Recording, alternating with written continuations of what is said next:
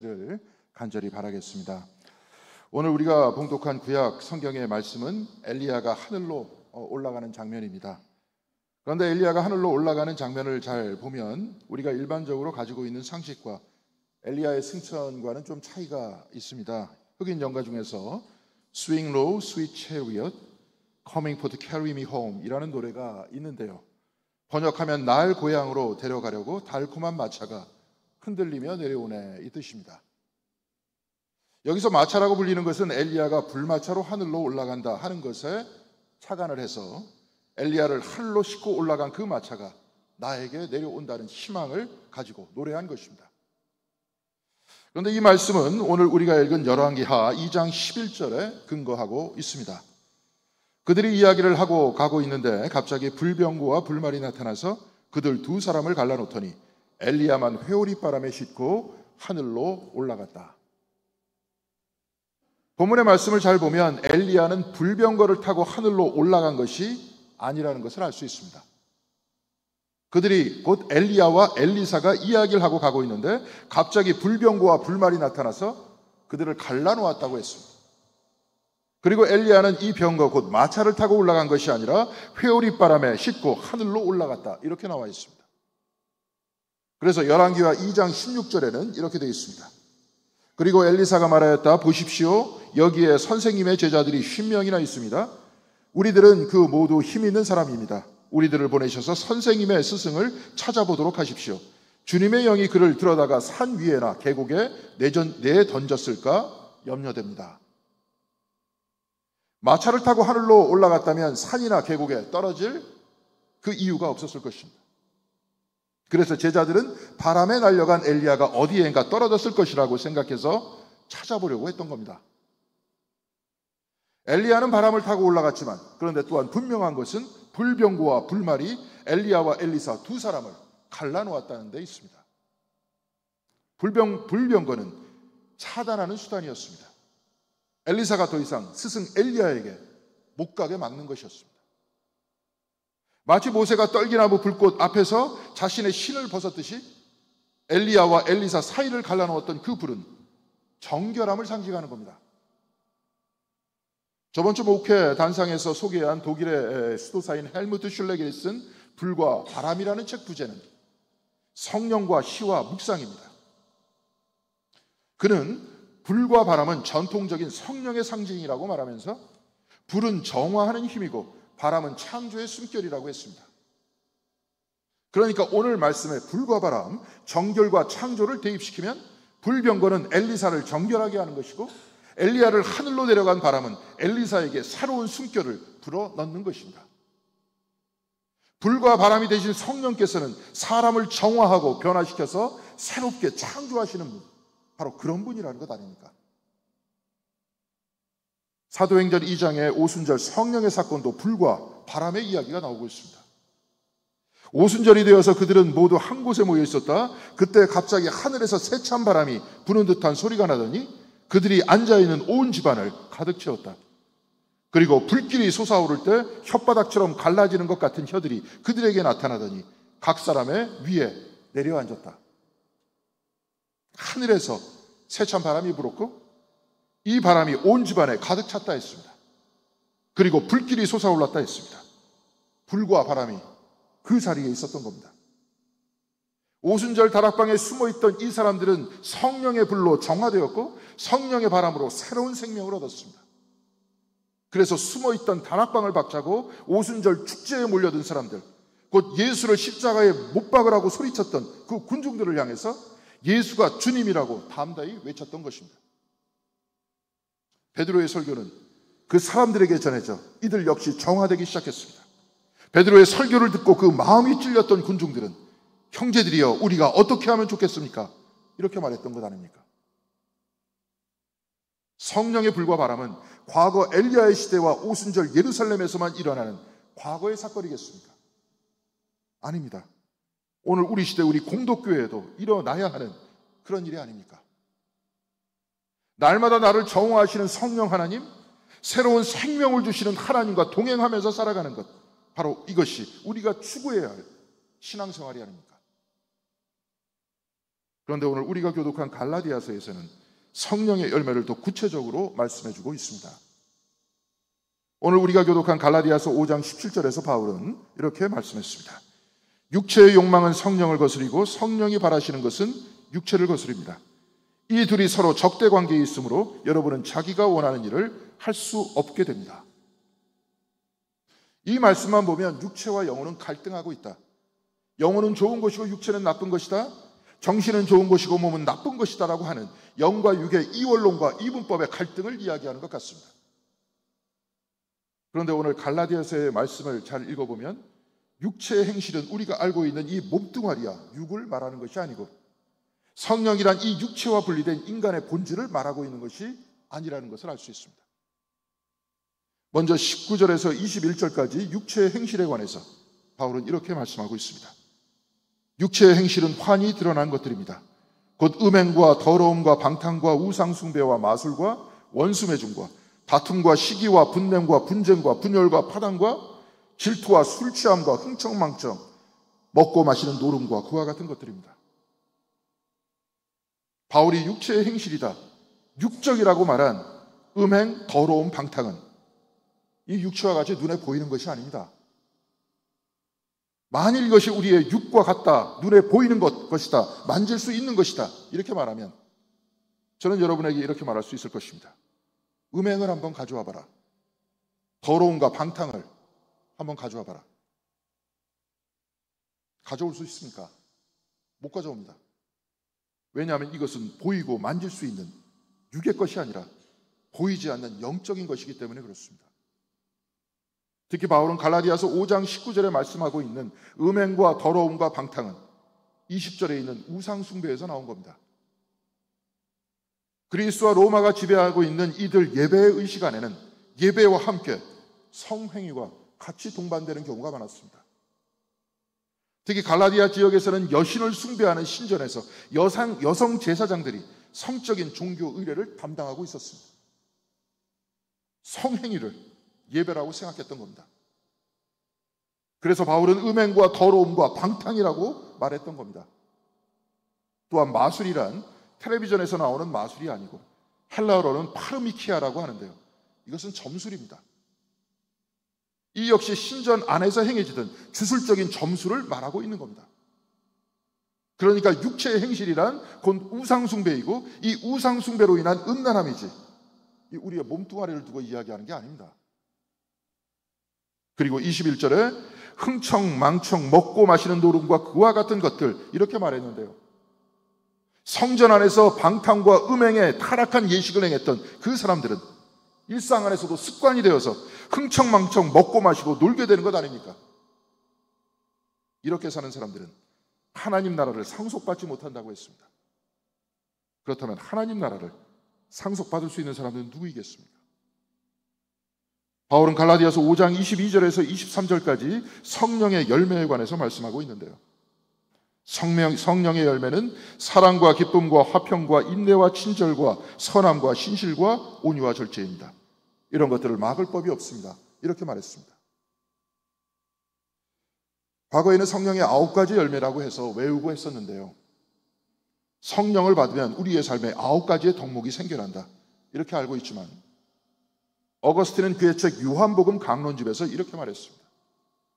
만일 사랑이 뿌리라면 이 모든 것은 그 열매다. 뿌리인 사랑에서 나머지 8가지의 열매가 열린다는 것입니다. 그러니까 기쁨은 사랑으로부터 나오는 기쁨입니다. 화평도 사랑으로부터 나오는 화평입니다.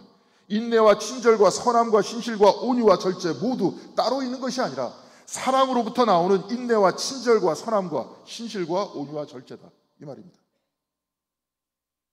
이것은 갈라디아서에만 기록되어 있는 말씀이 아닙니다. 고린도전서 13장 사랑장이라고 알려져 있는데요. 바로 이 사랑장에서 사랑을 뿌리로 한 성령의 열매를 똑같이 말씀하고 있습니다. 그래서 제가 표를 만들어 봤는데요. 주보 목회 단상에도 올려놨습니다. 이것을 버리지 마시고 가지고 다니셔도 신앙생활을 하시는데 많은 참고가 될 것 같습니다. 여기 왼쪽에 사랑은 기쁨은 진리와 함께 기뻐하며 이렇게 되어 있습니다. 평화를 이야기할 때는 시기하지 아니하며 교만하지 아니하며 고린도전서 13장에 나와 있습니다. 오래 참음에 대해서는 사랑은 오래 참고 자비에 대해서는 사랑은 온유하며 선함에 대해서는 무례히 행치 아니하고 불의를 기뻐하지 아니하며, 바로 이것이고, 신실은 모든 것을 믿으며이고 온유는 자랑하지 아니하며 교만하지 아니하며, 마지막 절제는 모든 것을 참으며 모든 것을 견디느니라. 이렇게 되어 있습니다. 성령의 9가지 열매란 그 뿌리인 사랑에서 나오는 8가지 열매라는 겁니다. 성령은 불과 바람의 상징이라고 했습니다. 불이란 정화하는 힘이고 바람이란 새로운 생명이라고 했습니다. 그렇다면 성령께서 우리를 정화시키시고 바로 우리에게 새로운 생명을 주시는 것은, 성령께서는 사랑을 통해 우리를 정화시키고 우리에게 새로운 생명을 주신다, 바로 이 말씀입니다. 성령께서는 사랑을 통해 일하십니다. 그래서 사랑을 통해 기쁘게 되고, 사랑을 통해 화평하게 되고, 사랑을 통해 인내하게 되고, 사랑을 통해 친절하게 되고, 사랑을 통해 선하게 되고, 또한 신실하게 되고, 사랑을 통해 온유하게 되고, 사랑을 통해 절제하게 되는 겁니다. 자, 그렇다면 사랑이 무엇입니까? 사랑은 소설책이나 시집에서 나오는 첫사랑의 낭만적 느낌입니까? 이 사랑의 8가지 열매가 그래서 여기서 달려나오는 겁니까? 제가 설교 때 한번 소개한 적이 있는데요, 이성복 시인이 쓴 내 고통은 나뭇잎 하나로 푸르게 하지 못한다 해서 이렇게 말했습니다. 입으로 먹고 학문으로 배설하는 것은 생리이며 결코 인간적이라고 할 수 없다. 그에 반해 사랑은 학문으로 먹고 입으로 배설하는 방식에 숙달되는 것이다. 충격적인 표현이지만 사랑이라는 것은 생리에 반하는, 그래서 사랑은 쉽지 않은 것이란 말입니다. 이 몸이 요구하는 방향과 거꾸로 사는 것이 바로 사랑이기 때문에 그렇습니다.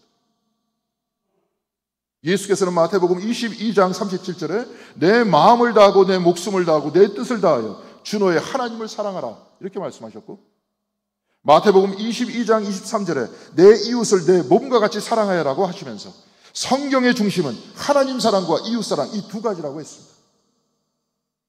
하나님을 사랑한다면 나보다 하나님을 더 위하는 겁니다. 내가 우선이 아니라 하나님이 우선이라는 겁니다. 이것도 어렵습니다. 나를 우선으로 살아가는 생리에 반하는 삶이기 때문에 그렇습니다. 그런데 이웃을 사랑하라, 이것은 더 어려운 말입니다. 내가 우선이 아니라 남이 우선이라는 겁니다. 내 생리에 정반대의 삶을 사는 겁니다. 그래서 이웃 사랑은 힘든 겁니다. 이웃을 사랑하라 했는데요, 슬로바키아의 철학자 슬라보의 지적은 그의 책 이웃에서 이웃이란 이웃 사촌이나 서로 돕고 이끌어주는 우리의 생각 속에 들어있는 낭만적인 존재가 아니라고 말하고 있습니다. 이것을 좀 어려운 말로 상징계의 문화적 동일성이다, 이렇게 말하는데, 이웃 사촌이라는 말처럼 우리가 학교 교과서나 드라마에서나 보는 아름답게 표현하는 사람이 이웃이 아니라는 겁니다. 이웃이란 실제로 매일 우리 주변에 우리가 만나는 나와 다른 사람들입니다. 이웃이란 우리의 집 위층에 사는 사람입니다. 또한 아래층에 사는 사람입니다. 위층에서 층간소음을 내고 아래층에서는 별로 시끄럽게 하지도 않았는데 심심하면 올라와서 시끄럽다고 항의하는 사람입니다. 때로 주차 문제로 다투고 쓰레기 봉투 제대로 치우지 않았다고 하면서 다투는 사람들, 자동차 운전할 때 깜빡이 신호 없이 막 끼어들거나 내가 차선을 바꾸면 뒤에서 크락션을 울리는 사람들, 바로 이들이 이웃이라는 겁니다. 몇 주 전부터 교회 앞에 칼 갈아드린다는 배너를 걸어놨습니다. 그런데 지난주 송정문 권사님께서 엄청나게 고생하셨다는 말씀을 들었습니다.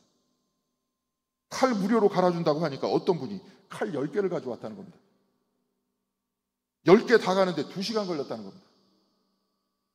우리 말로 싸가지가 없다고 하죠. 싸가지란 싹이 노랗다는 말이 아니라 사가지, 4가지가 없다는 겁니다. 4가지란 맹자가 말한 인의예지가 없다. 측은지심이 없고 나쁜 것을 싫어하는 수호지심이 없고 사양할 줄 아는 사양지심이 없고 옳고 그름을 판단하는 시비지심이 없다. 이 4가지가 없으면 사람이 아니라는 겁니다. 유교가 우리를 오랫동안 지배했기 때문에 우리는 적어도 이 4가지를 상식적으로 받아들이고 이렇게 살려고 노력하며 살고 있습니다. 그런데 이렇게 4가지가 없는 사람들, 무료로 칼 갈아준다고 하니까 10개 거자온 사람이 우리의 이웃이라는 겁니다. 그래서 지적은 이웃이란 가장 낯선 자, 가장 싫은 자, 가장 타자적인 자이고 사랑이란 첫사랑의 낭만적 느낌이 아니라 고통스러운 윤리적 선택이자 자기 부정이다, 이렇게 말합니다. 그래서 이웃사랑이란 가장 낯선 자, 가장 싫은 자, 가장 타자적인 자를 자기를 부정하면서 고통스럽게 윤리적 선택을 하는 것, 바로 이것이 이웃사랑이라는 겁니다. 사랑하기 위해서는 내가 불편할 수밖에 없습니다. 사랑하는 것은 자기를 부정하는 겁니다. 사랑한다면 내 것을 나눠야 합니다. 이것은 생리에 반하는 일입니다. 그래서 고통스러운 윤리적 결단이다, 이렇게 말한 겁니다. 기독교는 사랑의 종교라고 합니다. 기독교는 첫사랑에 설레는 종교가 아닙니다. 사랑을 뿌리로 해서 8가지 열매를 맺는 것이 기독교 신앙적 삶입니다. 기독교는 생리에 반하는 사랑을 이루는 신앙생활입니다. 그래서 기독교 신앙이 어려운 겁니다. 어렵기 때문에 성령께서 우리를 정화시켜 주셔야 하는 것이고, 성령께서 우리에게 새 생명을 불어 넣어야 줘야 하는 것이고, 그래서 성령 세례를 받아야 하는 겁니다. 오순절 다락방에 숨어있던 제자들처럼 변화해서 하나님을 사랑하고 이웃을 사랑하며 살아가는 것이, 바로 이것이 기독교의 신앙생활인 겁니다. 오늘 우리가 읽은 복음서의 말씀을 누가복음 9장 51절에서 52절의 말씀에 예수께서는 이 사랑의 삶을 우리에게 몸으로 보여주고 계십니다. 예수께서 하늘로 올라가실 날이 다 되었다. 그래서 예수께서는 예루살렘에 가시기로 마음을 굳히시고 심부름꾼들을 앞서 보내셨다. 그들이 길을 떠나서 예수를 모실 준비를 하려고 사마리아 사람의 한 마을에 들어갔다. 하늘로 올라가실 날이 되었다. 그래서 예루살렘으로 가시기로 하였다. 이 두 가지의 말씀이 의미하는 것은 죽음을 뜻하는 것이 아닙니다. 십자가에 못 박혀 돌아가실 그날이 다 되었다고 하면서 예루살렘으로 가시기로 마음을 굳히셨다는 겁니다. 죽기 위해 간다, 이 말씀을 이해할 수 있겠습니까? 생물체의 본능이란 살기 위한 생존 본능입니다. 사람은 말할 것도 없고 바퀴벌레를 잡으려고 해도 그 벌레는 온 힘을 다해서 도망합니다. 살기 위해 그런 겁니다. 현대사회는 고상해 보이고 복잡해 보이지만 그 구조를 따져보면 간단합니다. 모두가 살기 위해서 버둥대는 것 아닙니까? 그래서 이러한 삶이 이송복 시인이 말하는 생리적인 삶인 겁니다. 그래서 생리적인 삶이란 살기 위해 경쟁하고 어떻게 해서든 죽음을 피하기 원하는 겁니다. 그런데 예수께서는 죽기로 결심하고 예루살렘으로 가셨습니다. 생리적인 삶에 반하는 결단을 내리신 겁니다. 왜 그런 겁니까? 그것은 바로 저와 여러분을 사랑하셔서 그런 것 아닙니까? 당신이 말씀하신 하나님 사랑과 이웃 사랑을 위해 하나님을 사랑하고 저와 여러분을 사랑하셔서 예수께서는 예루살렘으로 올라가 모함당하셨고 이 모함으로 인해 십자가를 지셨습니다.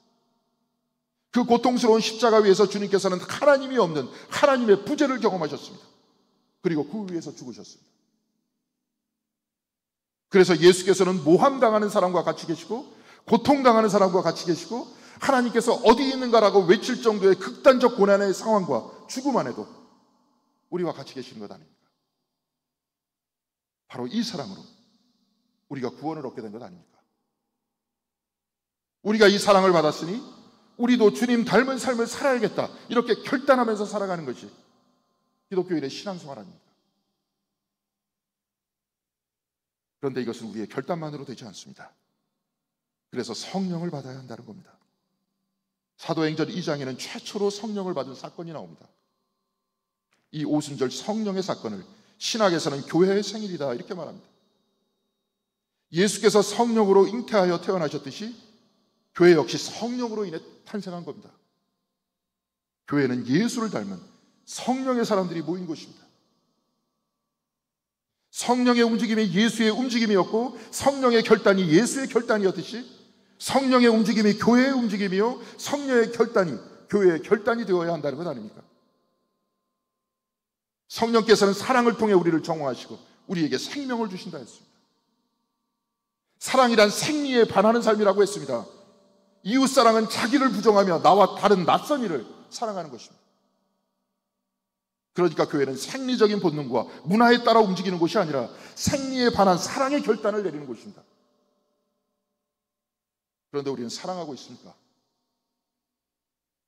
우리는 생리에 관한 결정을 하고 있습니까? 아니면 적어도 그런 결정을 하기 위한 노력이라도 하고 있습니까? 아니면 이 사랑 앞에 도전이라도 받고 있습니까? 교회는 친목단체도 아니고 클럽도 아닙니다. 내 친목과 교제를 위해 남을 무시한다면 이런 곳을 어떻게 교회라고 할 수 있겠습니까?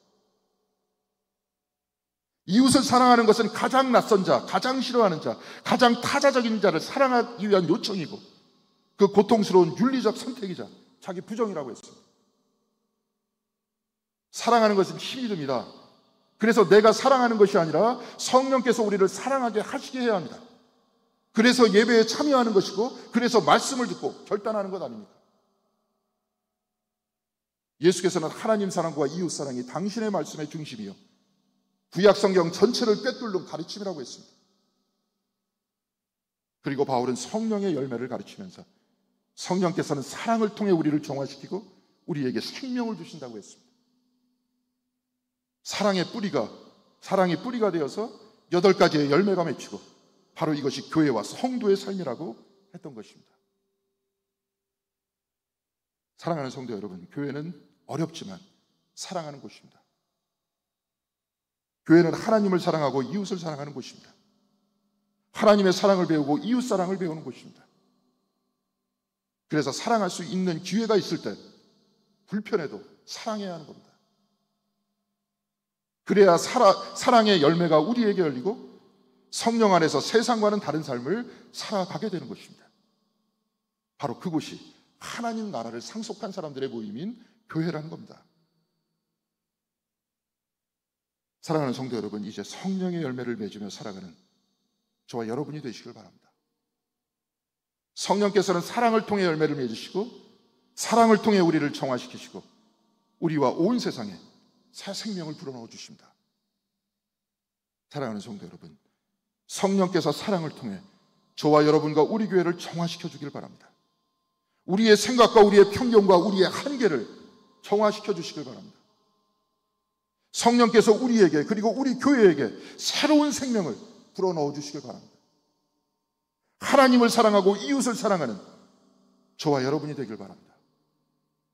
그래서 성령의 열매가 풍성하게 맺히는 교회, 살아계신 하나님께서 저와 여러분의 삶 안에 역사하시는 교회, 성령께서 우리를 이끄시고 예수 그리스도께서 저와 여러분의 삶에 앞장서시는 아름다운 교회, 바로 그 교회를 이루기 위해서 같이 기도하고 같이 모이는 아름다운 신앙 공동체가 되기를 주님의 이름으로 간절히 기원드리겠습니다. 기도하시겠습니다.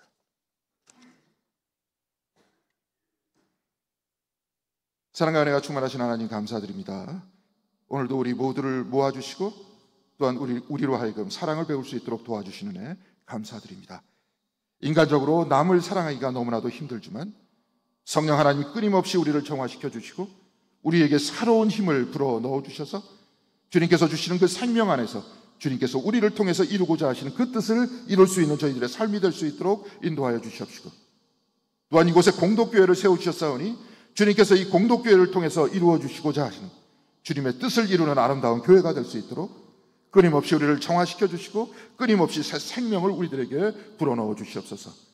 그러기 위해서 열심으로 모이고 기도할 수 있는 우리 교회 될 수 있도록 도와주시고 예배를 기뻐할 수 있도록 도와주시옵시며 이곳에서 성령의 역사가 일어나는 것을 직접 우리가 체험할 수 있는 아름다운 교회가 될 수 있도록 인도하여 주시기를 바라옵고 이 모든 말씀 우리 주 예수 그리스도의 이름으로